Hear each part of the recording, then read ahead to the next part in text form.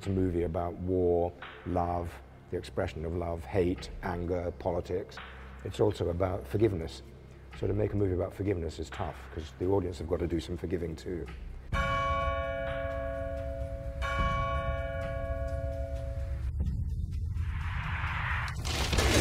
Jose Maria? Oh God, quick! Quick, get the doctor! It is a story about friendship, and I love stories about love. But I'm also saying something rather unexpected about love.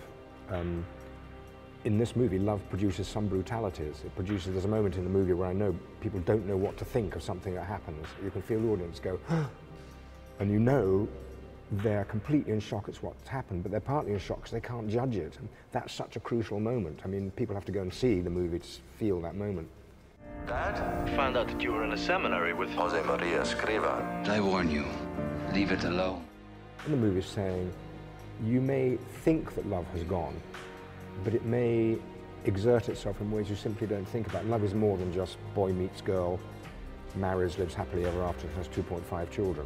And we all know that in our lives. We all know that our families are complicated. Many people watching this interview probably have step-parents of one form or another, sometimes two step-parents. And the question is, what do we make of that? He knows something about Jose Maria. Your father is a product of difficult times. You should try to understand him. Hating is a lot easier than loving at first.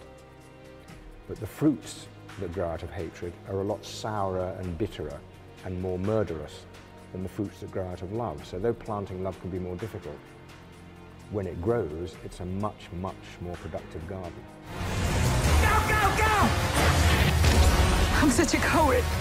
Me too. The biggest challenge for any director really is to make sure the story is moving, that people feel, and that you create a world so when people are watching the movie, they go into that world and they're not watching a lecture, they're just in the world like in the sea.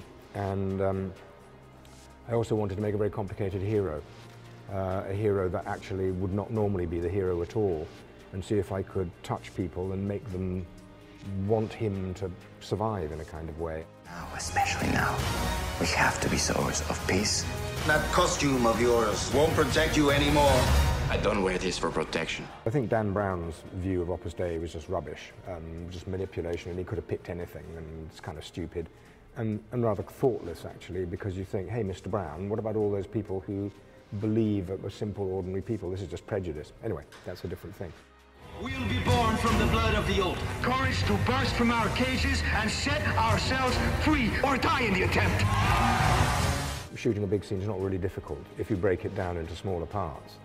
I mean, it looks exciting and it looks extraordinary, but basically it's just to do with movement and the way you make things move. So I love all that. I find it fascinating.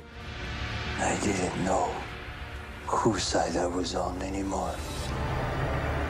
Well, my name is Rolandem Joffé and I'm a film director, and I've just done a film which is being released in Poland. In English it's called There Be Dragons. I think in Polish it's called When Demons Rise.